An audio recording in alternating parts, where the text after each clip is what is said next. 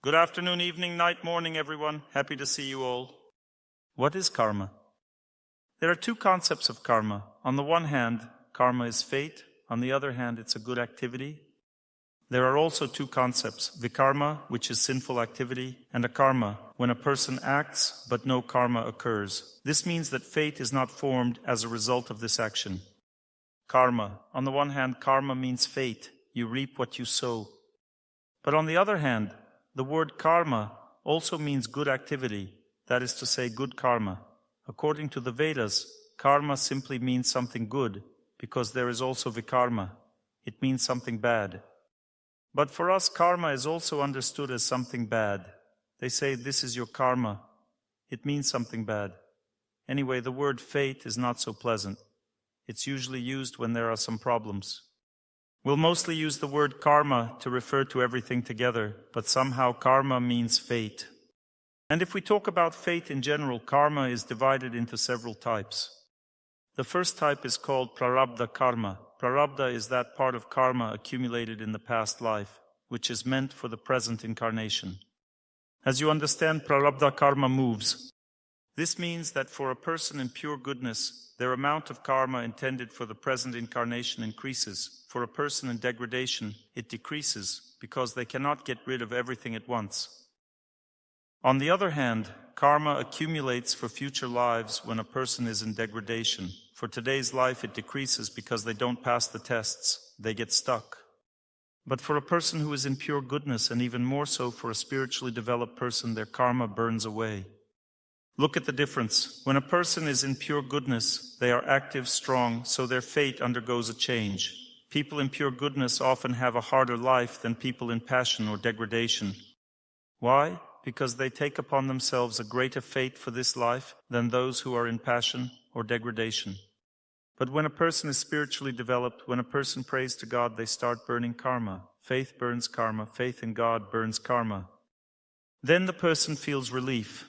This means that many bad fates are burnt away, but they don't feel it, because there are two ways to interact with karma. One way is to work through it. That means to suffer. And the second way is to burn it away. It means not to suffer, but to overcome karma. Keep in mind that victory over fate is possible for everyone. To do this, you need to set yourself up correctly. Most people don't know what it means to correctly set yourself up for overcoming fate. How's that? What kind of attitude is that? In fact, this attitude is very simple. It means that when a person is in such a strong, positive state, even if a bad fate weighs them down, they burn it away. But if they are in a negative state, in pessimism and depression, they suffer and don't burn their fate away. They can even accumulate it. If they have negativity, it means that fate accumulates. It doesn't burn away. If you have a bad period and you're negative, it'll be even worse next. It means that your bad fate will accumulate, getting worse. You can't be negative at all, neither from a good nor from a bad point of view. A person relies on something in life. It's impossible just like that. It's blindness. If a person believes in God, they interact with nature, with good people. It means that they're living properly, relying on God's energy related to health, that is nature, related to society, that is good people, God's energy related to overcoming fate, that is the Lord Himself. In this case, a person can sing joyful songs. Otherwise, if they're depressed, tormented, unhappy, confused, even if they pray and lead a healthy lifestyle, it means that they still don't believe. If a person jogs, does exercises, but still gets sick, it means that they don't love nature, don't believe in it. If a person kindly communicates with people, but is not married, not employed, then they don't believe in people. And if a person faces obstacles in life and gets depressed because of it, it means they don't believe in God. They can just pray, mumble some prayer, but it's useless.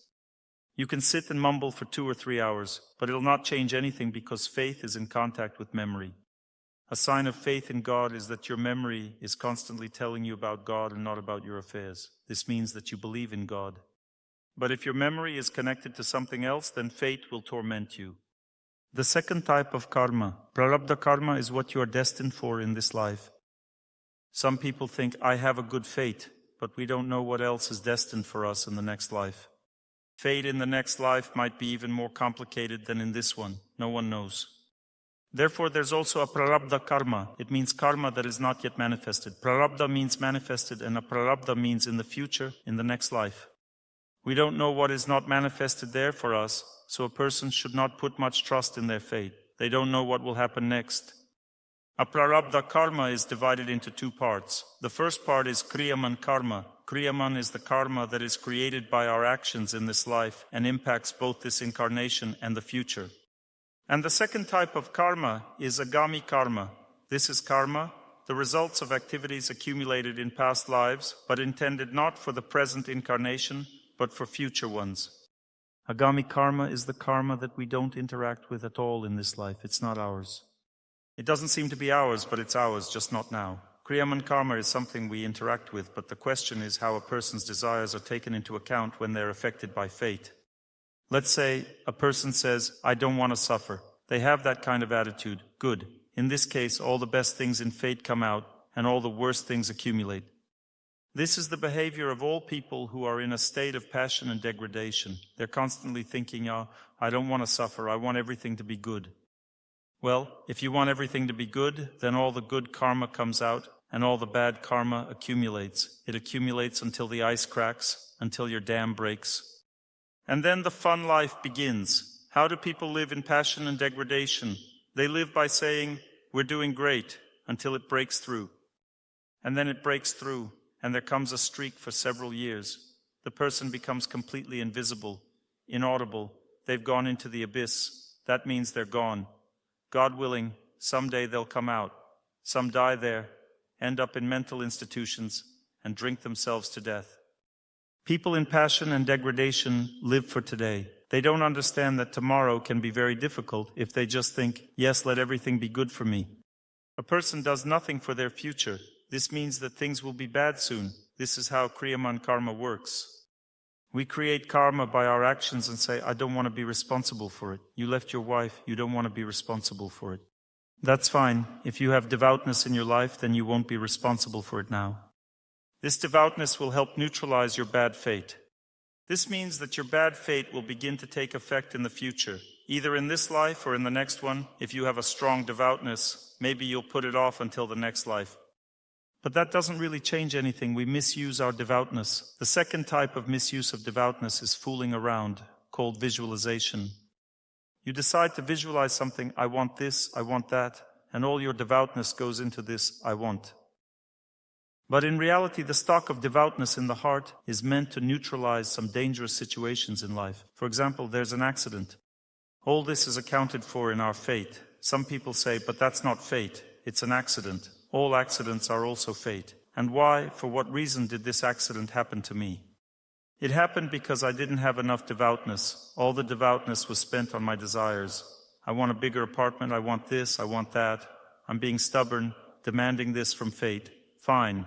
Then you get your apartment, but you get into an accident. If a person doesn't want too much from life, they live with what God has given them. This is the most reliable way to live. As soon as a person starts demanding something from fate, then they'll have problems. The result is getting into the same accidents again. Kriyaman karma is the karma that is created by our actions in this life. It impacts both this incarnation and the future. Why the future? Because we push karma away. If we didn't push it away, everything would happen immediately. But unfortunately, we don't tend to think that way. People in pure goodness are often not afraid of fate. They are ready for punishment, and punishment comes faster. In this way, a person gets rid of bad karma and keeps up with the times. But if a person is not ready, God will push everything away, and they will get their problems in the future. The next term is called Sanchita karma. Sanchita karma is all the fruits of our actions and desires accumulated over many lives, but not yet worked off by us. Accumulated over many lives, but not worked off by us. We can say that Agami karma and Sanchita karma are roughly the same thing. But we should know that Sanchita karma still consists of two types of karma. We have karma not yet worked off in this incarnation and in the next incarnation. Sanchita karma is a combination of Prarabdha karma, that is, karma not worked off in this incarnation, and Agami karma, which is what we won't work off at all in this life. The results of our actions are divided into two main types. There's the immediate result. This means that whether you want it or not, immediate results happen. Let's say you punch someone in the face, but they turned out to be stronger, and you got hit back. That's the immediate result. Don't mess with someone who's stronger. You'll get an immediate result. These are the obvious results of the committed action. The bruise is visible. That's an obvious result. Comes to a friend, the friend asks, "What happened? What's under your eye?" "A bruise." And he says, "I fell." The friend says, "I'm sorry, but people don't fall like that. When people fall, the bruise stays on the outside. Yours is right on the inside. Someone punched you in the face." "Well, okay, I agree. So you did something wrong." "Well, yes." One should know that when we say the results of karma, these won't necessarily be the results of karma. Immediate results can also come from spiritual activity. For instance, a person recites a prayer and gets happiness right away. A feeling of happiness even though you are in a difficult period. This is an immediate result, but it's spiritual, not material. Therefore, it's not related to the word karma. Some people say, "You have good spiritual karma." There's no such concept as spiritual karma. Even a dog can engage in spiritual practice. For instance, it can serve a priest and get spiritual results from it. In this case, there will be no material karma, or the dog can eat blessed food. This is unconscious involvement in spiritual practice, and in this way the dog receives spiritual benefits. You'll say, "Wow, unconscious involvement in spiritual practice. Such a spiritual benefit that burns away the dog's fate. In the next life, it takes on a human form of life." I'm sorry, but few people are consciously engaged in spiritual practice. This means that people sometimes think they're consciously engaged in spiritual practice. In reality, they are engaged in spiritual practice a little better than a dog. Even so, God treats them well. He gives them happiness. Even the dog is happy near the temple. You may notice all the dogs are smiling near the temple, and people are also all smiling, whether they are consciously engaged in spiritual practice or unconsciously. There are the immediate results of karma, and there's the seed of sin and devoutness. It means that fate is being established. It's established in our heart, and it changes as a result of our perception of the world. Here's the interesting thing to know, that this is also an obvious result of a committed action. When the seed is planted, it changes the whole space, inside of us, right here in the heart, in this zone, in the center of the chest. If you take the dimple on your chest and go 1.5 centimeters up, about 1.5 centimeters from the dimple will be the soul. And around the soul there's a small ball a human being has about this size. This is a zone on the subtle energy body. This is the zone of karma. It's located as a ball right around the soul. And all the sins fly into this zone. The seed of sin is planted there. But this seed already changes the whole picture around the soul. So the mood changes because the soul looks through this ball. For instance, we look through a glass. If the glass is yellow, the whole world is yellow. If it's blue, the whole world is blue. If a person has bad karma, they have this space between the ball and the soul. This is the inner space, and this space specifically creates a person's mood, their attitude. This is what we're going to study now. It's a ball with a soul inside, and between them is the space where our mental functions operate, where all mood is formed. When the seed of sin gets into this ball, it changes the picture of space. That's why all sinful people are a little bit negative. Their life is very difficult. Why is life such a complicated thing? Because you've sinned and your whole space is clouded. Sinful people also have a clouded perception of the world. That's why I say, don't eat meat. You'll have a clouded perception of the world. You say, I want to learn to predict. If you eat meat, you won't be able to predict. Meat is a product of murder, and you'll have a clouded environment there, and you're going to see things a little cloudy. You won't be able to predict anything. Therefore, in order to perceive the world clearly, to understand, to feel your fate, you need to live properly. It's very important to understand. If you're not living right, then I'm sorry. Don't make big claims on fate. The seed of sin has already been planted. For instance, if we insult someone, especially a holy person, not an ordinary one, we experience a spoiled mood. In this case, the person experiences even a loss of faith. They begin to change the spiritual tradition and lose faith in God altogether. This happens as a result of insult. On the other hand, when we perform a devout act, life becomes more beautiful, the mood gets better, a different seed is planted, a seed of a good deed is planted. You see, we have described immediate results. There are immediate devout results and there are sinful ones. What are the immediate results? They consist of mood and the seed of sin. When you commit a sin, whether bad karma will affect you now or not, but the seed has already been planted and the mood also changes. The mood gets either positive or negative from any action. This is an immediate result. There are also delayed results. What are the delayed results? They are divided into two categories. When a habit develops, this is the first category. This is also a result of an action. Don't think that a habit is just nothing. It's actually even worse. Because when a person receives some fruits of their actions, it causes suffering. That's good. But a habit, that's the worst result of an action. Because you'll have to perform this action many more times. Fate grabs you by the throat and says, well, if you like to live like this, then do it. Do the deed. Let it all accumulate until you get punished for it. There are also good habits. For example, I have a habit of running or cold water swimming or not eating anything in the morning, and I don't even want to eat, although I used to have this desire. I fast every day until lunch. This habit has developed over years. I think this is a good habit because my body cleanses during this time. So the second type of delayed result is when karma ripens and bears its fruits. Let's say you're walking through the forest, especially now in autumn, and suddenly something hits on your head. You look, an apple fell from the tree. I don't know if apples grow in your forests or not, but they grow in ours. Therefore, it's not very safe to walk in the forest at this time of the year because something might hit you on the head. This is called a ripened fruit. It hits you on the head. You don't necessarily have to walk through the forest for a ripened fruit to hit you on the head. There are ripened fruits of fate. That means they hit a person right on the head. Life slaps. A person faces the consequences of their deeds. So fate ripens and brings its fruits. After some time, a person faces consequences as a result of their actions. And when something bad comes, a person is always inclined to blame someone. If you blame another person, you'll never get rid of bad karma, except your fate. It's very difficult. You think, why do I suffer? If you knew the reason, you wouldn't suffer. A person suffers because they don't know the reason. In this human form, we're not allowed to know what we're punished for in this life.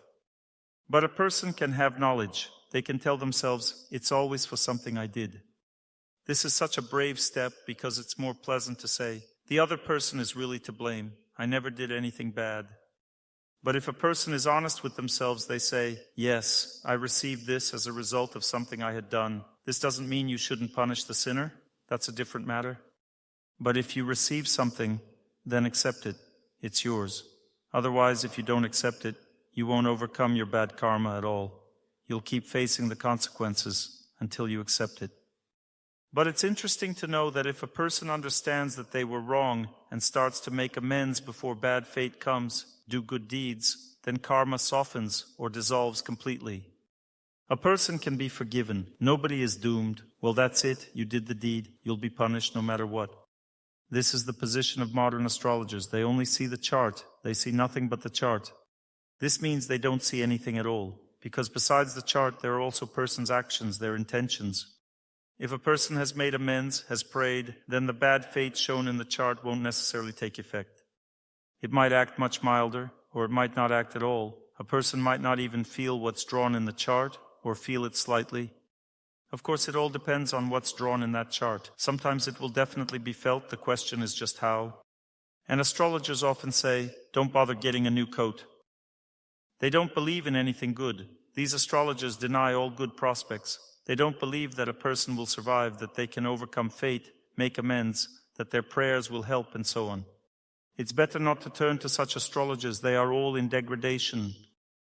Because if you go to an astrologer and you get upset after you left them, it means that you were befouled. And you need to pray to get rid of the bad consequences of this person's influence. Because not only does a person receive bad consequences from doing bad deeds, but they also receive bad consequences from bad association. Don't communicate with people who ruin your life. Let's say you went to an astrologer, they told you something, and fear settled in your head. This surely means this person has befouled you. Don't go there anymore. Don't send anyone there. Tell others not to go, because this person is a sinner. They give people knowledge incorrectly. Knowledge means liberation. When a person listens to a lecture or gets a consultation, their life becomes easier. They feel they can overcome fate. This is called knowledge. Everything else is degradation. Why scare people? A person lived well, peacefully. Let's say they would have lived another 3 months until autumn, in a happy state of mind, and in autumn, suddenly, peacefully passed away. It's much better than suffering for 3 more months and then passing away, isn't it? So this astrologer shortened a person's life by 3 months. It would have been better to be happy for 3 months and then peacefully pass away, and everything would be great. But the astrologer shortened one's life by telling the person negative things. The astrologer said that it's impossible to overcome fate. This is actually not even something negative. This is false knowledge. This is degradation. To say that one will definitely have an accident at a certain time is degradation, because this can be changed. You can pray, perform asceticism practice, and overcome this accident. I feel fate, and I've done this 100 times already. I foresee an accident to the point that a plane should crash. I've told you about this many times in lectures. But a plane doesn't crash thanks to prayer. There are ignorant people who use Vedic knowledge, and they worsen both their fate and the fate of those who listen to them. Therefore, it's better not to associate with such people. How to recognize these people? The criteria is fear. If you communicated with someone and life became harder, fear arose, then this is not the right person. What results can a person's actions bring? There are 2 types of results. There are material results and spiritual ones. What are material results? We have some desires and take actions in this world, and they give material results. There's also prayer and service. This gives spiritual results. All material results, both good and bad, lead to a repeated cycle of birth and death in the material world. All our actions give us happiness or suffering. However, we cannot fully experience either happiness or suffering right away. By acting in this world, we thus increase our material fate and extend our sanchita karma, the karma that we haven't worked off yet. On the other hand, if a person performs spiritual actions, meaning they engage in service to God, pray, bless food, and so on, as a result, the person shortens their fate in the material world. Because spiritual actions not only give you a good mood, they also give you the opportunity to work off your bad karma in this life. Good mood is a sign that you're overcoming fate. How to determine? Are you overcoming fate now or not? If you are in a bad mood, it means you're sinking in your fate. And if you're in a good mood, it means you're overcoming fate. Therefore, it's important for a person to interact with everything that improves their mood and attitude in life. Because mood is superficial while attitude is deeper. Spiritual actions improve mood and result in getting rid of both immediate karma and long-term karma. Therefore, it's important for every person to engage in spiritual practice in this life. What actions should one take to cleanse oneself from sins? The first type of action is called Nitya karma. Nitya in Sanskrit means constant karma. These are the things that need to be done constantly every day. For example, every day a person should worship God either at home or in a temple, say prayers, study the scriptures, and receive instructions from a spiritual teacher, a mentor. Every day a person has to work, do exercises. One should do something for health every day. Every day people eat, sleep, clean their apartment, tidy everything up. Hopefully they do it every day. Every day they do what needs to be done daily. This is called Nitya karma. This is a good activity. It purifies one's fate. Next, the second type of karma is called Naimittika karma. These are favorable duties that cleanse a person from heavy sins related to relationships between relatives. It's important to know that we must not only fight for ourselves in this life, but also for our relatives, because our fate is connected with them. How is it connected? Through them, we will work off our bad karma. Therefore, if we cleanse them, they will torment us less. If we don't cleanse them, they will torment us more. You may think you don't need your relatives, but God thinks differently. Let's say you live with someone and they start tormenting you. You think, oh, I don't need such a person. God thinks differently. You chose this person after all. Now suffering comes through them. Because God has His own rules, a person has both divine and human aspects. When a person falls in love, they fall in love with the divine in that person. Why? Because God reveals the divine in the person. He says, oh, this person suits you according to your fate. They can bring you suffering that you deserve and bring you happiness that you deserve.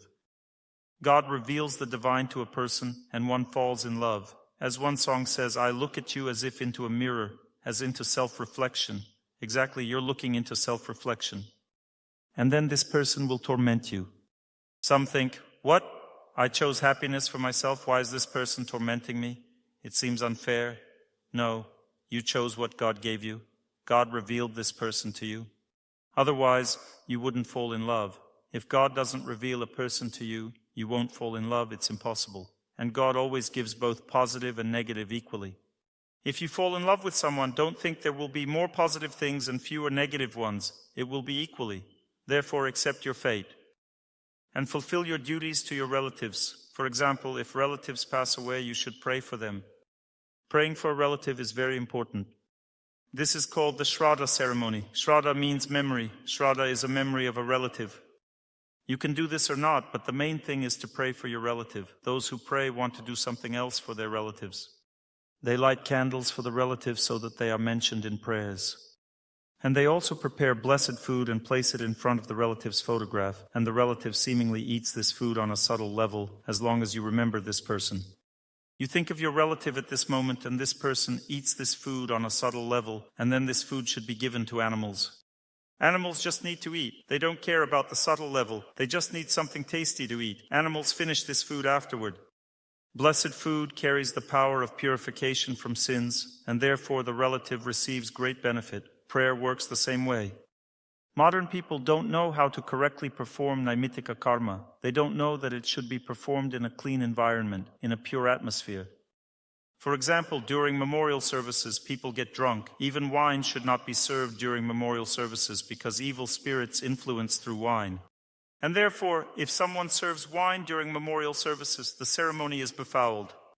It's not allowed. Impurity should not be present at this ceremony. It must not be held in a dirty room where there's wine, swearing, some fights. This means befoulment is happening. The relative won't receive any benefit. Only a pure atmosphere where there's no wine, no bad words can bring benefit. If you're remembering a relative, you can't say anything bad about them. Only good things should be said. Because the purpose of memorial service is to help them, not to punish. They will be punished without your participation, don't worry. Punishing is the duty of other personalities. Your task is to help. So, Naimittika karma is an activity for the relative's sake. Remember that. Kamya karma. Kamya means desire. Kama, desire. There is such a river, Kama, in Siberia. It means desire. This is an action where a person gains qualification to fulfill their desires. For example, a person graduated from university, they have a desire to earn money. There you go, you've studied. Now you can earn. You are qualified. You come, show your diploma, and say, see, I can earn money working for you. The only question is whether they'll hire you or not. This is also karma. It depends on karma. If you love people, you love work, most likely they'll hire you. If not, most likely they won't.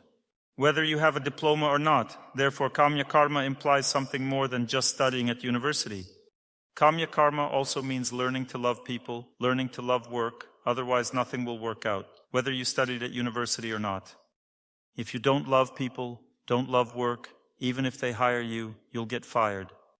There are also actions that help overcome financial obstacles. For example, if a person makes donations in pure goodness, they will earn more.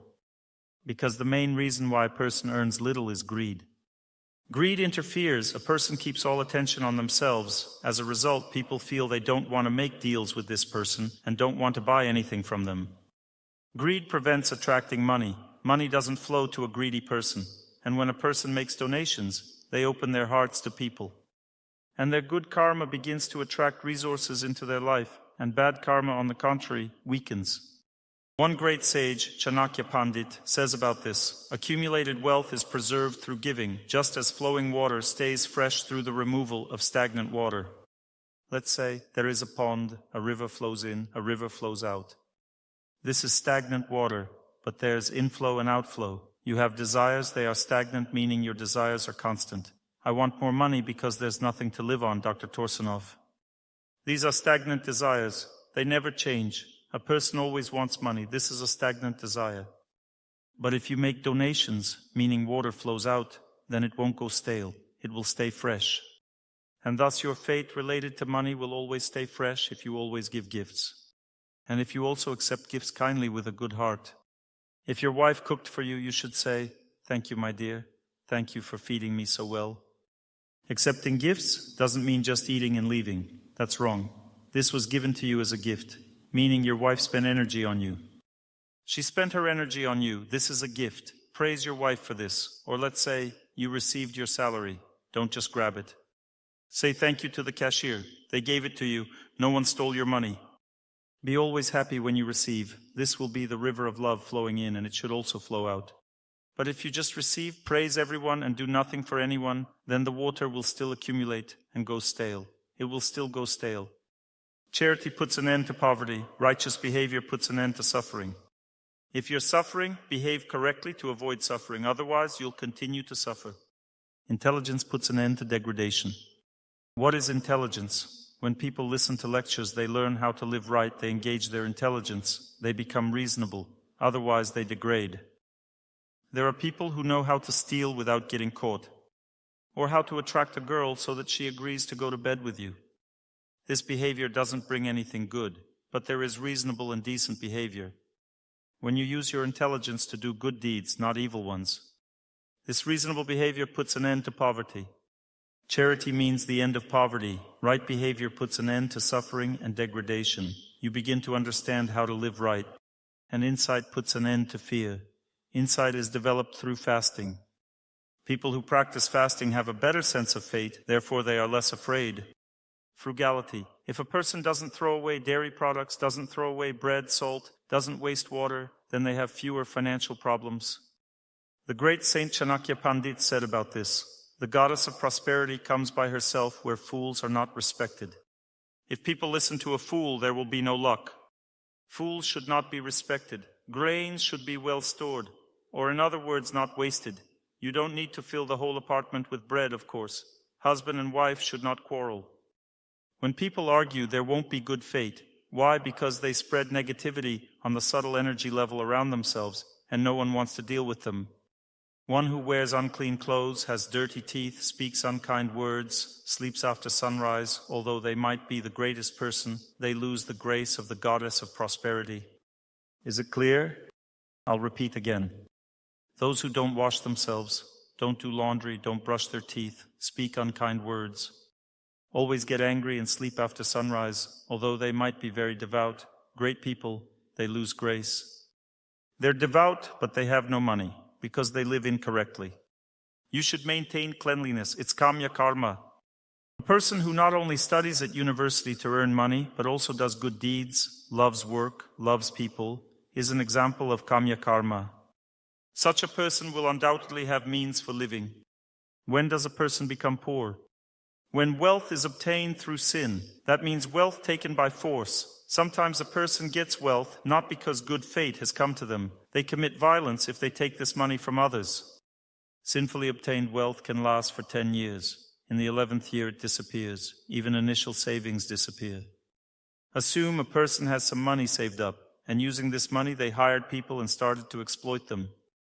They don't pay salaries, keeping everything for themselves, and this goes on for 10 years. After 10 years, they will go bankrupt, and even the money they invested in this business will also be destroyed. They will have nothing left at all. One who abandons the eternal for the temporary loses the eternal, and undoubtedly also loses the temporary. A person says, I have no time to pray, I work all day. Fine, you will lose both work and prayer. You'll lose the ability to pray immediately, because if a person doesn't pray, they lose the taste for it. And you'll lose work later when bad fate comes. Therefore, a person should not neglect spiritual practice, should not neglect their health, should not neglect faithfulness to close people, should not neglect respect for elders, for their country, and so on. All of this sooner or later can bring severe consequences. Wrong application of knowledge destroys knowledge. Let's say an astrologer uses knowledge to predict bad things and discourage people. Everyone gets scared. As a result, their knowledge will be destroyed. They will lose their knowledge. Money is lost when people naively trust others. For example, a person thinks, if these are my relatives, they will definitely return my money. This is foolishness. You simply give a large sum as a loan to someone who doesn't have the ability to possess this money. Naturally, they will mismanage it. They'll have to pay back their own money. They borrow someone else's. They have none of their own. I have no money to return, sorry. It means you simply lose this money. Why? Because you are too trusting. This is not called kindness. Kindness means doing good deeds, something that will help a person. For example, a mother who spoils her son. He needs to be pushed so that he would go to work and earn his own living. But she keeps feeding him. He's become impudent, lazy, starts using drugs and smoking. He doesn't want to work, and she continues to feed him. This is not kindness. If you feed a snake with milk, its poison only increases. You need to first make a child a decent person, then help them. But if you spoil your close one, that brings bad fate. You will be responsible for this. Wrong application of knowledge destroys knowledge. Money is lost when one naively trusts other people. Farmers who sparingly sow seeds perish. An army is lost by the commander's will. Wrong leadership destroys everything. If farmers don't sow enough seeds into the soil, they will lose the harvest, because not all seeds germinate. Knowledge is lost without practical application. Some people just listen and listen to lectures. They keep stuffing their heads. They've listened so much they've become like a full jug where everything has turned rotten. It turned rotten inside because it's not being poured out, not being used. Everything starts to turn stale there. A person says, everyone says everything differently. It's not clear where the truth is. Having listened to everything from all sides, this person's heart can no longer perceive anything because knowledge, it's not being applied in practice, and this knowledge leads to complete mess in the head. You shouldn't do that. Listen to something, then apply it.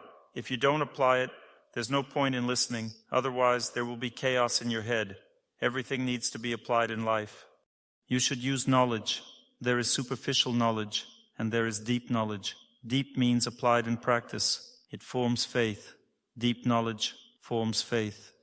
Faith forms happiness. Why does a person become happy? Because they apply everything in practice.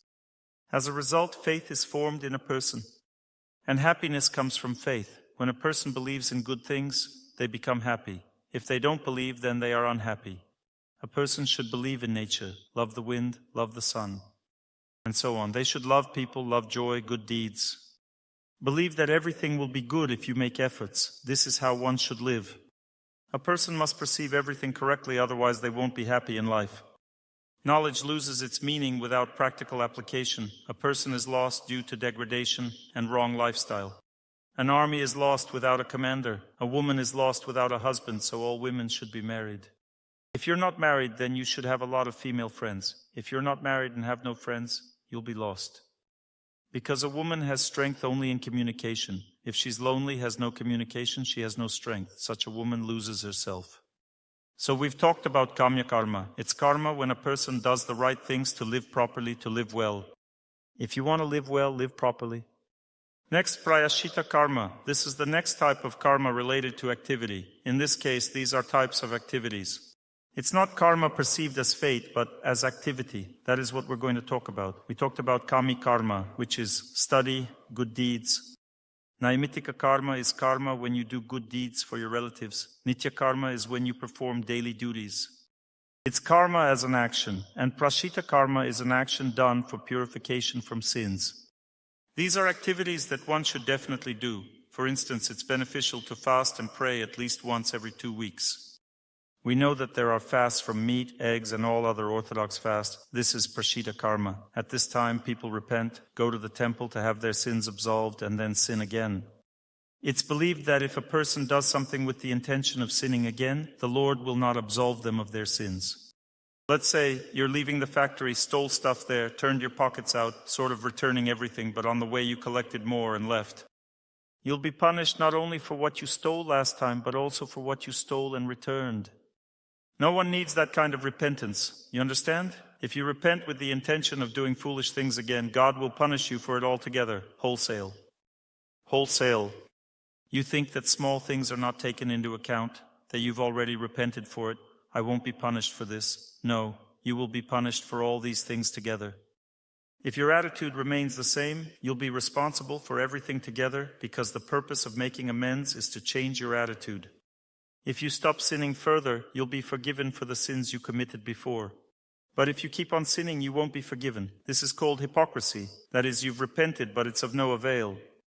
This hypocrisy is disregarded by God. God sees the depth of a person. There's no need to show off to him, I repented, and then you went back to sin again. Such repentance won't be counted. A person accomplishes Prayaschitta karma. Some people do it fanatically. For instance, they fast for many days. Or they engage in some obscure form of purification and thereby destroy their mental and physical health. This is wrong. You shouldn't do it in this way. Prayaschitta karma should be done without harming yourself. You hit your forehead against the ground. Forgive me, the Lord. The main thing is to keep your forehead intact. It's important because God gave you this forehead. God gave you life, this body. You didn't grow this body on your own. It's God who grew everything and gave you life. This body belongs to God, so don't break your forehead. Because it's not yours, it belongs to God, and you'll be responsible for it. You can repent in some way, but you shouldn't break your forehead. Destroying your health is a sin, even if you do it for the sake of repentance. The next type of action that purifies fate is called Kartavya karma, which is an activity that a person should perform to prolong life. That's what I always tell you about. These are prolonged continuous runs. They cleanse both the subtle energy body and the physical body, prolong life, help to avoid cancer, vascular pathologies, which are the main cause of premature death. Next, stationary position of the body, hatha yoga, and water fasting. These are three things that prolong human life, and they need to be done. Vikarma, sinful action, is divided into different types. Some people are not even aware of these types. For instance, if a person sees their father sinning, his sin shouldn't be encouraged. His sinful actions shouldn't be encouraged. Also, if you don't respect him as a father, talk to him rudely, sass him, don't take care of him in his old age, that's called anti-parental vikarma. For this, a person receives certain consequences. For instance, if you don't respect your father, people won't respect you. If you don't respect your mother, people won't love you. Vikarma can be anti-parental, that is, people have given you birth, so respect them. What does respect mean? Don't be rude, don't be mean, take care of them. That's called respect. Respect doesn't mean you have to do everything they say. If your father says, have a drink with me, you can refuse. You have a right to do so because he offers you sin. To refuse, you need to say kindly, my dear daddy, when I drink, I feel sick and throw up. I don't want to spoil your celebration with vomit on the table, so I'm sorry, I won't drink. Explain in a kind way so that he understands, and then everything will be all right. There's anti-family vikarma, that is, when a person doesn't fulfill their duties, cheats on their wife, doesn't go to work. Wife doesn't want to cook, clean, husband doesn't want to work. Divorce is an anti-family vikarma. The person will definitely be held responsible for it.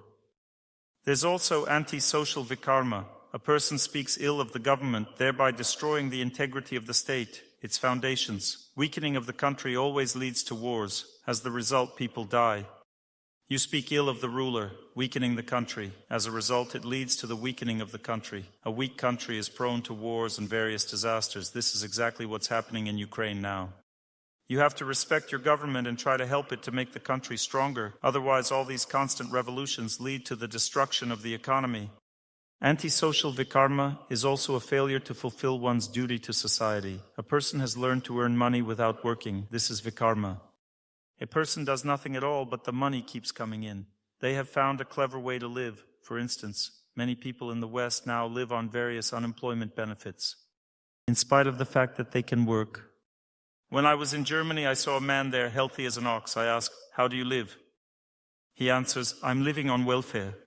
I ask, why aren't you working? He replies, why work when you have welfare? I don't need much money. This means that you're spending your piety. Do you think Uncle Alex gives you money? It's your piety being wasted. After you spend it, you won't get anything at all. No one will give you more money, and there will be nothing left in reserve. It means you need to do a lot of good deeds to be able to live normally afterwards. This is wrong thinking. Work hard, earn a living. A woman doesn't have to work, she helps her husband. Her work is raising children, cooking, doing the laundry, cleaning, and maintaining relationships with relatives. That's work too.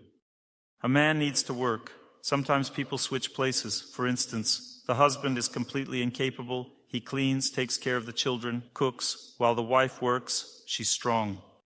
This is also normal for modern life. Sometimes people switch places, but they can't switch completely, because women still have to give birth. The husband, if he's completely incapable, will still not be able to give birth. This exchange turns out to be incomplete. There's anti-human negative karma. For instance, people are stockpiling nuclear weapons. I understand that everyone is protecting their country, but chemical weapons, when governments stockpile weapons excessively, leads to the danger of destroying all of humanity.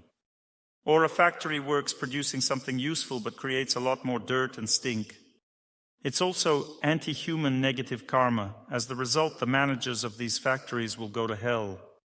Why? Because they destroy people's lives by what they do. They poison the people. This is negative karma. There are different types, many different sins. You cannot list them all, but I've told you about the main types. There is also akarma. What is akarma? Akarma means performing actions that at the same time purifies a person from karma. A person comes to the temple, sings, claps their hands, prays, performs actions, but these actions free them from any consequences. This action itself doesn't lead to any results, it just removes the negative. This means you performed actions and don't get results. Of course, you get in a good mood, which means there are some fruits. Good mood, a person receives knowledge. There are many fruits actually, but what's the essence? The essence is that this action doesn't bring anything new, it frees a person from the bad. And when a person practices abstention from worldly activities, they are called a renounced person. This means that they perform actions, but all of those actions are on a spiritual platform. What does it mean to be a renounced person? Some people say, there, at the edge of the village, lives such a renounced person who doesn't talk to anyone. It's not a renounced person, it's just a gloomy, sullen person. This is a life of degradation. A renounced person is someone who does nothing for anyone because they act for God. Most often, on the contrary, they do many deeds, but they don't want anything for themselves from these deeds. They feed people, take care of everything, give people knowledge, do many, many things, but don't take the fruits for themselves. Nowadays, it's called true renunciation. It's not like burrowing underground somewhere and sitting there mumbling to yourself and waiting for someone to bring food. That's not renunciation. Renunciation means to help other people, to care for everyone without wanting anything for yourself. This is true renunciation in our time. Nowadays, some actions are forbidden. For instance, renunciation where you do nothing for anyone and just wait for someone to bring and give you something. This type of renunciation is forbidden in our time. Even a priest must preach, give people goodness, conduct spiritual programs, take care of the maintenance of the temple. He has his duties that occupy him all day long. If he doesn't want to do it in our time, it's a sin. That's why we don't see many priests who are just renounced and do nothing. Now that won't work anymore. Fate words differently. Renunciation also takes different forms. It can be in pure goodness, passion, and degradation. One should know this. If a person has ceased to fulfill their duties, has refused to lead an active lifestyle, they sit at home and watch TV, this is called renunciation and degradation. For this he will receive the punishment in the form of hell, even though he has done nothing. He says, I haven't done anything wrong. Why? Because this inaction that a person commits, parasitizing on others' piety, on others' lives, is renunciation in degradation. Next, there's renunciation in passion. For instance, a person stops fulfilling their duty because it's too hard for them to do it. They say, I don't work because it's hard for me to work. This is renunciation in passion. For instance, physical discomfort or a feeling of fear is caused by something. A woman doesn't want to give birth. She says, I'm afraid to give birth. This is renunciation in passion. You still have to answer for it. If you were born a woman and got a husband, then give birth. If it's difficult, get treatment, do sports. If you have a husband and a female body, you need to have children. That's what it's all for.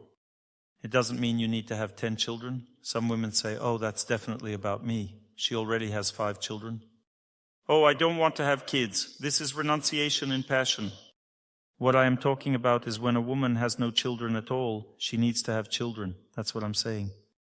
When a person performs their prescribed duties simply because they need to be performed, and at the same time isn't attached to the fruits of labor, they just do everything selflessly, such renunciation is called renunciation in pure goodness.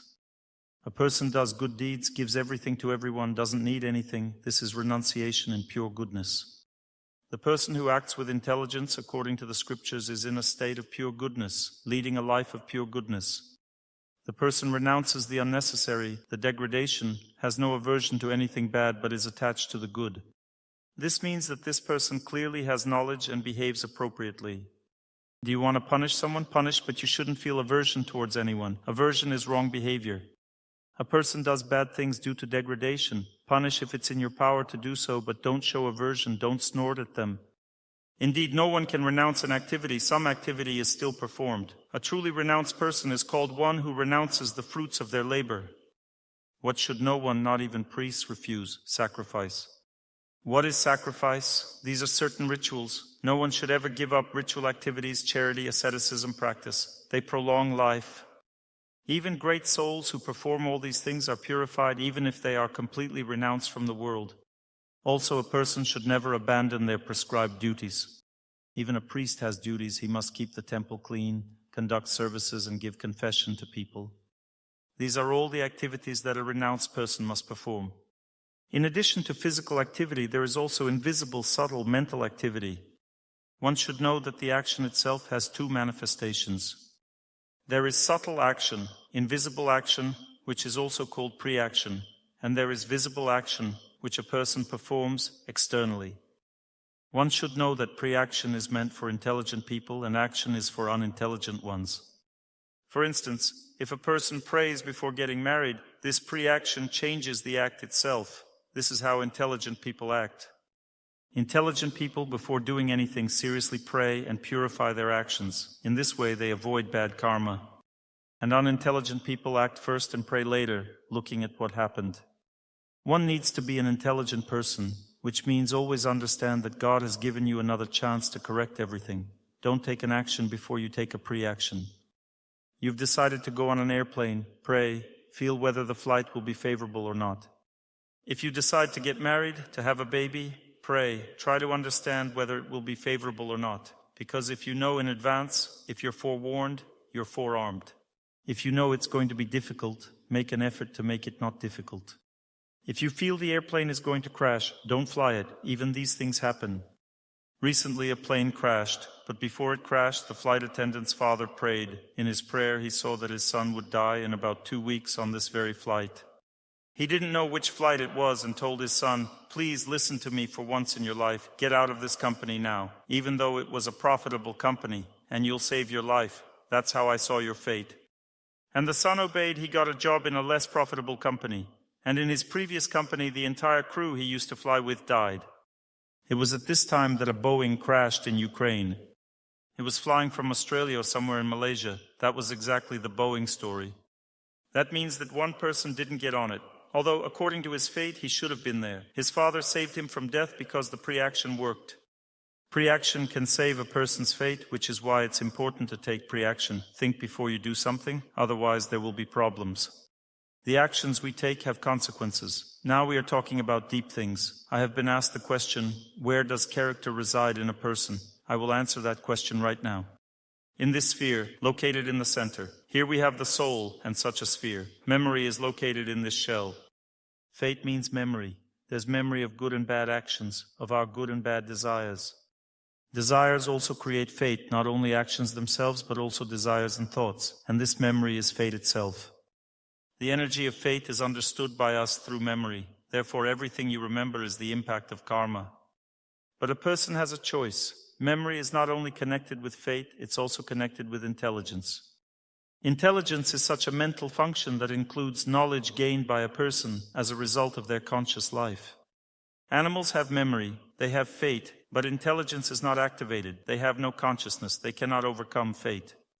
This means that a person has such a function that they can be conscious and change the direction of their memory.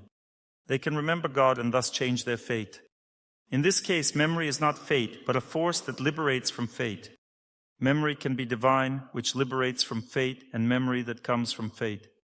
Only everything connected with God is a divine memory. Anything else cannot liberate from fate. If we examine this sphere, it has certain energy layers. If we divide it into 3 energy layers, then on the most superficial layer, the one farthest from the soul and closest to fate, there's the outermost border. This outermost border is called a person's thoughts. There are several types of actions in this outermost border. It's compared to a lake. This whole sphere is compared to a lake. If we take the earth as an example, it has an ocean on its surface, and it's also round. This whole sphere is like the earth. If it was made entirely of water, then the soul is in the center, and the shell is on the outside. That's what we are talking about now. The outermost part, down to the shell, is what we recognize in ourselves. And the most amazing thing to know is that we also recognize fate. When a person asks, what is fate, my fate? Everything that comes to your memory is your fate. You're always in contact with this outer sphere, this crust, this shell in life. And it's your fate, your mood, the way you feel, the events that come. It all comes from there. It doesn't just fall from the sky, it comes from your fate. And the outermost part, which is right next to fate, which is strongly in contact with fate, is called a person's thoughts, and then a person's desires. Thoughts and desires. Thoughts are connected with the left side of our mental structure, while desires are connected with the right one. Therefore, women have stronger thoughts and men have stronger desires. A woman waits while a man seeks a relationship. A man has a stronger desire, a desire to act. Desires give rise to actions. Thoughts give rise to contemplation, awareness, while desires give rise to actions. Thoughts are safer than desires. Desires alone don't yet create fate, but the danger is there. In a woman, desires remain in the psyche for a long time because they are not so strong. They don't strongly or quickly give rise to actions. They don't come out. It's said that a woman's desires are stronger, not even stronger, but more viscous and long-lasting.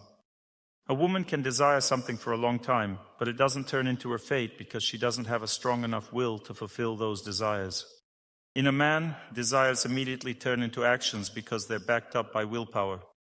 On the right side are desires, on the left, thoughts, and all this is located on the surface of the zone that is between us and fate, which can be called character.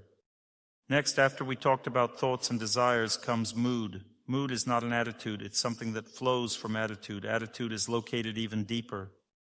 A person says, I am in a good mood or bad mood. This is what a person realizes in themselves. But not immediately. For instance, a person wakes up, they don't know yet. Their thoughts seem bad, but their mood may be good. They don't know yet. They find it out gradually. As a result of life, they encounter different situations and look at their reactions. If the reaction is good, they say, I'm in a good mood today. If the reaction is bad, the mood is bad. Mood is located below thoughts and desires. Even deeper than mood is attitude. What is an attitude? It's something that is formed over a long period of time. Mood is about today. An attitude is what fate forms, and it depends a lot on the period of life. For instance, a person says, I'm always in a bad mood lately, the same thing every day, some kind of depression. That means that either depression or a positive state of mind is not a mood, but an attitude. It is located deeper in the human psyche and is directly connected with fate. Our desires, our mood are constantly changing, but attitude is a long-term thing. It shows our fate. For example, everything in the heart is calm, you feel good. The attitude is located in the heart. If everything in the heart is calm, good, life flows normally, it means you have a good period. If there's depression in the heart, you have some feeling of heaviness, you face difficulties and failure, it means a bad period is in progress. This is called attitude, and it is located and felt right in the heart. We have analyzed the outer part of this water sphere, right, up to the soul. 1/3 of the outer part consists of thoughts, mood, and attitude, remember? Then the middle part of this sphere is called how I feel. How I feel is not an attitude. This is already related to health. A person perceives this part, they also perceive it. They say, I feel healthy, I don't feel healthy. You understand? All this is also perceived, but not as strongly. You see, for example, it's very difficult for a person to say what exactly hurts. I feel sick, but I don't know what hurts. A person comes to the doctor. The doctor must figure it out through various symptoms, through a person's saliva, through what comes out from the lower part of the body. The doctor tries to understand what hurts specifically. So the doctor figures it out through tests, through x-rays, for example. Different research methods are now appearing, more dangerous, less dangerous. In general, a person is being examined to find out what hurts. And this needs to be done. Some people say, no need to examine anything, this is all wrong. You need to go to an Ayurvedic doctor who will examine everything correctly. You see, an Ayurvedic doctor doesn't examine, but an Ayurvedic doctor will correctly tell you what to do. Because examination and actions are different things. For example, to have a medical examination, you need to take advantage of modern medicine because it is more thorough. There are also different peculiarities there. For example, computer diagnostics is not an examination really. It scares people. There's overdiagnosis. That means they identify problems that will never cause harm. I studied this topic. We did computer diagnostics for ourselves. It turned out that traces of past diseases are diagnosed as diseases. What actually happens? Let's say a person had measles and computer diagnostics says, you have measles now. That means some trace remained from the disease. The computer catches this trace and the person appears to have 50 infections inside. Every disease a person ever had is presented as a current illness. This is deception. Which examinations are correct? Those that aren't deceptive. These are ultrasound, blood tests, computed tomography, tomogram, blood analysis. These are not deceptive. But computer diagnostics is deception. You shouldn't use it. Ayurvedic doctors can also diagnose in general, but not always. Sometimes they make mistakes because it's personal perception. It always leads to errors. However, an Ayurvedic doctor knows better what to do because treatment is divided into two main parts. The first part is pills. This is not treatment but simply neutralization of not even the disease but reactions from diseases, because the disease is on the subtle energy level. The cause of any disease has a subtle nature. For example, if the liver is inflamed, it means some processes are happening on the subtle energy level. This also needs to be treated. How is the subtle energy level treated? Through a healthy lifestyle, correct nutrition, movement in nature, wishing happiness to everyone. Diseases should be treated on the subtle energy level because diseases, as we have already said, are located in this sphere. You understand? Bad karma is located there. Once bad karma starts to affect you, all the channels that direct energy to the organs get blocked. As a result, a chronic disease develops. Therefore, this layer of fate can be treated through long runs, through water fasting, through wishing happiness to everyone, through meat-free nutrition, through abstaining from alcohol. Thus, a person treats this subtle energy layer and gets rid of chronic diseases. This is the correct treatment. And what do all pills do? They disrupt the connection between the subtle energy body and physical body. Why doesn't a person feel pain? Because the nerves are blocked. Or why doesn't a person have an inflammatory process? Because pills stopped it. That means the inflammatory process goes on in the subtle energy body, but not in the physical body, but it's temporary. Then it will start with new force, because if you block a river, the water gradually accumulates and then breaks through. If you open the dam, meaning completely stop taking pills, what happens? There's much more water now. At first it just flowed, then it accumulated from pills, then you stop taking pills, then the flow completely washes away all of a person's health. In this regard, we need to figure out how to deal with this layer, what to do with it. Health and diseases of a person are there in this layer. A person feels this very weakly. Yogis, of course, can feel it stronger. Again, we come to past lives. Fate is memory, right? A person can remember deeply and understand even their attitude. A person goes deeper, understands their diseases, and can see deeper inside. One can see even deeper. And what is there inside? The very concept of fate. These are invisible threads of our interactions with different people, which are located closer to the soul. This is the last circle around the soul. It's not what we feel, it's not our mood, and not even health, which is located even deeper. There lies the reason why I was unloved, why I was fired from work. All this means our fate, you understand? Connection with past lives is also there in the depth, closer to the soul. And a person can learn all this, remember it through purification. First, understanding of one's character comes, and one's mood is purified. A person works on their character. Then they begin to understand their diseases, feel their body, and only after that do they begin to understand connections with different people. With this person, there's a good connection. With that one, the connection is bad. And only after that do they begin to enter the mystery of their past. That means that lots of work needs to be done in order to gradually start to understand what my past life was. This understanding also comes through dreams. The state between sleep and wakefulness, exactly like hypnosis, gives the opportunity to learn about one's past life only to the person who has cleansed their memory, or in other words, fate. Because memory means fate. If a person constantly prays, leads a pure lifestyle, they first understand their character, can work on it. Then they understand their health, can work on it. Then they understand the threads, can work on them, and can cleanse the relationship with a close person. Your close person doesn't love you, but you pray, and they start to love you. And then after these threads comes a deep understanding. Why do they think badly of you, influence you badly? That means there is a reason. It comes from a past life. And you also begin to understand this reason at some point. You don't see the whole past life, but you see specifically what you need. For example, your wife scolded you. Instead of arguing with her, you sat down, prayed, and saw that her violence is exactly the same violence that is deep in your heart. Its cause is there. You see some specific moment in past life and see that aggression comes from there to your fate, which leads to what? To your wife yelling at you. So you'll say, past lives should sit in this sphere on the outside, in the one that envelops us. That's true. It's like a crust, as I call it, beneath which our memory and desires are stored. They are there in a dormant state. You understand? Therefore, not everything can be seen in past lives. You can only see what has come out and is already affecting this life of yours. For example, you see that your wife is angry at you, then you can find the reason for her anger in past lives if you are capable of it. There will be a specific event. You will see some action of yours that influenced her behavior now. People who know and understand all this have no reasons for worry, and they have no feeling of injustice because knowledge calms a person. A person who sees these connections doesn't worry. Why worry? It's my own fault. Let's say a woman tells me, Dr. Torsunov, my husband left me. And she's so miserable telling me this. I say, what do you mean by saying he left you? You drove him to his wit's end, and he ran away from you. She smiles and says, yes, I agree. And that's it. She's no longer miserable. Why? Because she understood that it was her own fault. Life immediately becomes easier. Knowledge makes life easier. Knowledge is very important. That's why we need to study everything. Try to understand how this world works.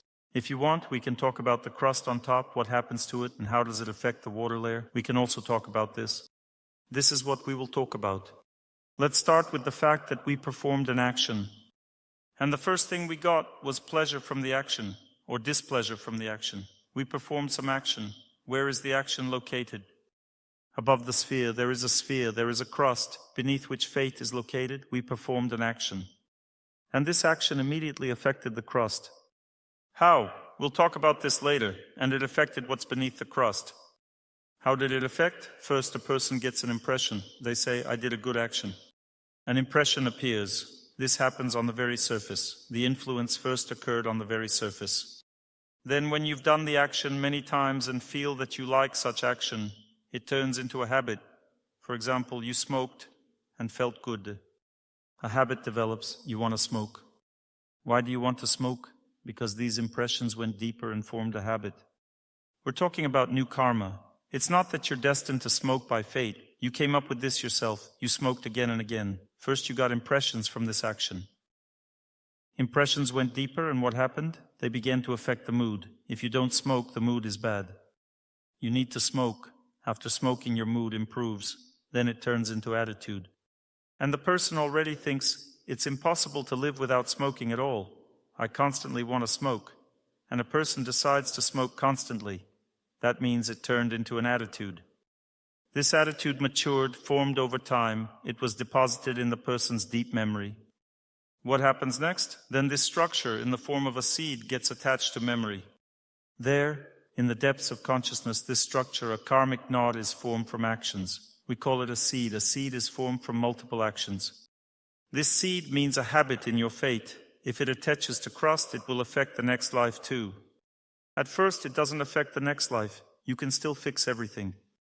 If a person has just started smoking, they can change everything in life, but time comes when this seed has formed. It already has a dense nature. The liquid of fate is mobile, dynamic, and everything dense gets pushed to the top, to this crust on top, as I call it.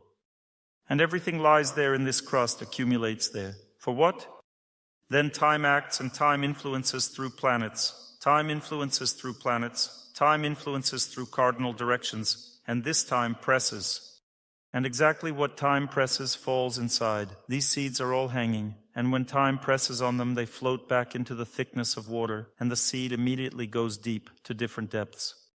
There are seeds that go so deep that we don't even have time to react. For example, I had a normal relationship with my husband, but he left me. That means the seed went so deep that you didn't even understand what happened. From pressure, this seed got into the very depths where connections between people are, and your mood wasn't affected, no premonition arose. This seed is strong and deeply located. You did some foolish act, left someone, and that seed immediately went deep.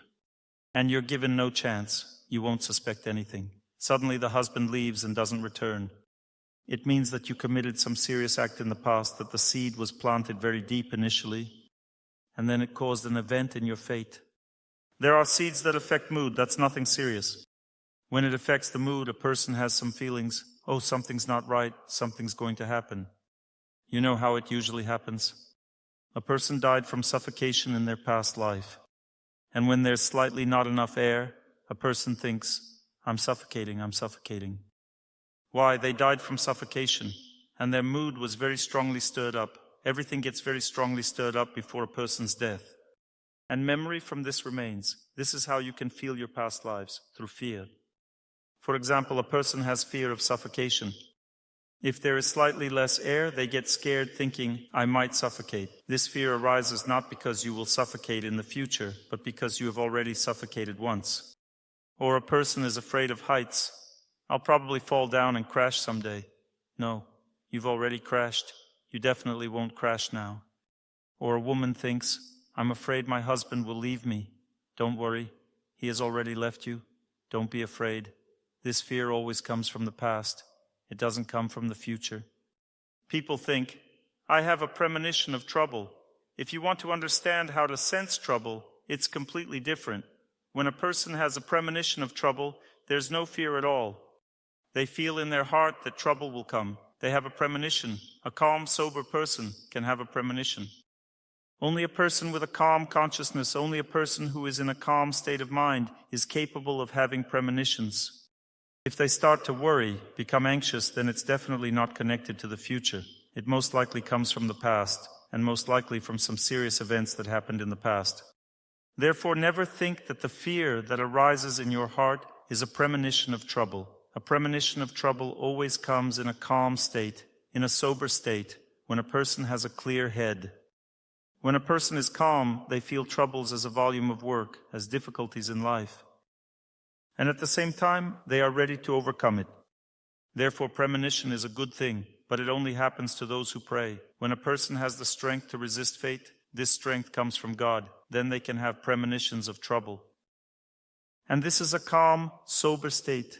Any anxiety, I'm afraid of this and that, this will happen to me. This is all from the past, but through anxiety, you can bring trouble upon yourself, because a person is in a negative state of mind. If you constantly tell your husband, you will leave me, he will definitely leave, because this way you're setting him up for a negative state of mind. Don't believe your anxious premonitions, bad signs, bad sensations. This all comes from the past. A real bad sign arises in a calm heart, as a harbinger of trouble. You see that it will be difficult, and at the same time you feel calm. Why? Because you've overcome it on a subtle level to some extent. When you can't overcome fate, how does it act? Bam! It slaps you and completely blocks any feeling that this could happen. That's how unexpected accidents occur.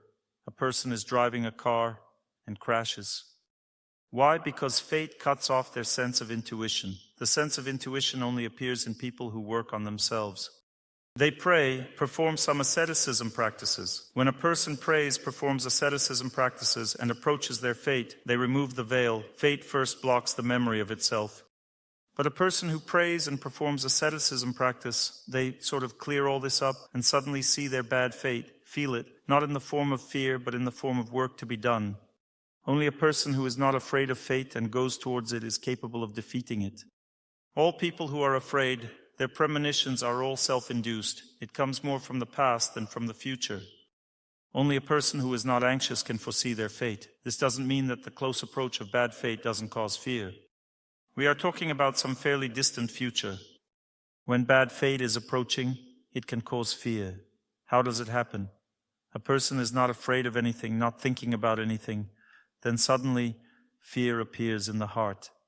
Usually right before the event, a person is driving a car and feels that they shouldn't drive further, something might happen. So stop, don't drive. That means that fear can be a precursor. There it is. Fate has already got very close to you, has already entered you, and at this moment fear arises. Stop. You had no fear. You were driving calmly. If you were anxious the whole way, you're attracting a bad event to yourself. That's how evil spirits work. But if you were in a good mood while driving and suddenly fear appeared unexpectedly, stop, wait, pray. Think whether to drive further or not. You have a choice at this time. Fear has given you a hint. Or let's say a wife and a husband lived well. Suddenly she was afraid she might lose him, unexpectedly. There's a reason for this. You were in a good mood. Everything was fine. You weren't afraid of anything. Suddenly fear appeared. Sit down, pray. Maybe this is a sign. There are signs of bad fate. How do they work? A person walks down the road in a good mood. Suddenly a crow caws. Crows can caw 1,000 times and there's no problem. These are not signs. The cawing itself is not a sign of bad fate. If you react to all crow sounds, that's called anxiety, and there's no bad fate in it. It's just your stupidity in dealing with your life. You're walking in a good mood, not paying attention to crows. Suddenly a crow calls at the moment when you were thinking about something heavy. For example, you're thinking, what if my husband leaves me? He's acting strange somehow. At this moment, when you are thinking about it, a crow caws. You should immediately look which side it came from. For a woman, if it's from the right side, it's unfavorable. From the left means something can still be done. If from the right, it means you need to pray for a very long time. For a man, if the crow cawed from the left side when he thought about something, it's unfavorable. And if from the right side, it's okay for men. That means it's opposite for women and men. The right side is favorable for men. The left side is favorable for women. The left side is unfavorable for men, and the right side is unfavorable for women. Let's say you thought about something heavy and stumbled on your right foot. This is also a sign. If a man stumbled on his right foot, hit his right toe, it means everything is okay, you can overcome it with your own strength. If he stumbled on his left foot, hit his left toe, it means you need to pray, you won't handle it with your own strength. This is already a warning from God. This means you need to think now. Or, let's say, you were walking and a black cat ran counterclockwise. You were thinking about something. If the cat just ran and you start running after it, chasing it away, trying to outrun it, this is just stupidity. A black cat ran by, it's nothing terrible. You weren't thinking about anything at that time. No need to fight with it. The cat is not as foolish as you are. The cat was just walking around. You've just heard too much nonsense. That's why you're afraid of these black cats. They are normal animals. Whether black or white, there's no difference. Simply, if you were thinking about something and it ran counterclockwise, it means it will be difficult. If clockwise, it means it will be hard, but not as much. If you were thinking about something and a white cat ran by, that's already better than a black one. And if it's a spotted ginger cat, then something in between. You see, if you were walking and instead of a crow cawing, it was a titmouse, that's already better, because a crow means something heavy, but a titmouse is better. Or a woman with buckets, for example. Now, nobody walks with buckets. Everyone walks with bottles. Let's say a man is walking with a beer bottle. That's bad. If it's empty, that's even worse. If he's walking counterclockwise, that's even worse. If a man with a bottle walks past you counterclockwise with an empty bottle, throws the bottle, it hits you, but you weren't thinking about anything, then there's nothing special about it. That's just life. Men walk with bottles, but sometimes they're so drunk that it falls out of their hands. Well, what can you do? It's normal. There's no bad sign in it. A bad sign is when, let's say, you're walking thinking about something bad, looking at the sky, and suddenly there's a lunar eclipse or solar eclipse. That's a bad sign. If you foolishly ran to watch how the sun was covered, this doesn't mean it's a bad sign. It means you're stupid because you shouldn't look at a solar eclipse or lunar eclipse. This is an unfavorable action in itself because it changes your perception of the world. That means you befoul yourself. You see what I mean? Even if they show you all this in pictures. Look how interesting and beautiful the lunar eclipse is. You don't get into beautiful excrement, do you? You'll stink. Similarly, a person stinks when they've looked at a lunar or solar eclipse only on a subtle energy level. For example, on a battlefield, warriors are standing before battle looking at the sky. Crows started flying from the left side and covered the sun. That's already a bad sign. They're thinking about how they will fight. At this moment, crows appear. This is a bad sign. If the sun is covered, what does it mean? Need to retreat. Cancel the battle. Don't fight. Retreat for a while. Choose a defensive position. Don't fight because you'll lose in this battle. There's also a story about a hat. A man saw in his dream that during battle his hat fell off. He tells this to his general. He asked the general, "Why did the hat fall off?" The general says, "Your last day is approaching. It's a bad sign." He wasn't scared. Just his hat fell off, and he asked his general, "What does it mean when my hat fell off during battle in my dream?" "It means a bad sign. You'll die. You need to pray to avoid death." So when talking about karmic knots, we need to understand that there are concepts like karma vasana. These are karmic knots that appear as a result of our numerous actions. They accumulated and were pressed from this water of memory, which functions actively in our life, pressed from our character into this crust, surface. This is called karma Vāsanās. Fate is contained in them, in these karmic knots. Vāsana means a karmic knot, it means fate. In fact, there are two types of these knots. The first type is called smriti Vāsana. This is what is deposited in a person's memory. There is klesha Vāsana. This is what is already deposited inside. In this crust which covers the surface or fate itself, there is an outer part, an outer layer called external memory. So Smriti Vāsana, these are the knots that form memory. That's why there are people who tend to think badly about everything, and there are those who have a positive state of mind. That means that if there is more positivity in external memory, a person tends to perceive things well. This is good. And if there is more negativity, then this is bad. And you should also know that sometimes a karmic knot first comes from klesha vasana, from the depths to the memory. It comes there to the memory, and first hangs there in memory. And a bad period in life is often characterized by being weighed down by a bad mood. These are harbingers that maybe a bad period of fate will begin. It doesn't mean bad events. You can neutralize them with something, with your actions. But a bad mood is a harbinger of bad fate because these grains of fate can first get stuck in Smriti Vāsana, in the memory zone. First, a person performs an action, then this action is formed into samskara in the subconscious, which means a certain impression. Then this impression is deposited. Many impressions are deposited into some kind of knot. Karma Vāsana is formed. Then this Karma Vāsana goes into deep memory, and then this karmic knot goes back into the waters of fate. In this water of fate, or in the mind, as it can be said differently, or in character, an excitation is formed. It's called vritti. A person develops a strong desire from this excitement. One thinks, I love eating cakes late in the evening. That means that bad karma has come. It makes a person eat cakes late in the evening, and this leads to reduced life expectancy, disruption of hormonal functions, deterioration of facial appearance. Sweets and cakes late in the evening lead to many things. You say, well, I want to. This is called vritti. That means bad karma has come. Then a person develops a strong imagination. That means a person sees how they eat this cake before going to bed. They can't resist. Excitation leads to imagination. An image flashes in the mind. This image creates an impulse. First the image, then the impulse, the desire to eat the cake. Moreover, Dr. Torsunov is already sleeping at this time.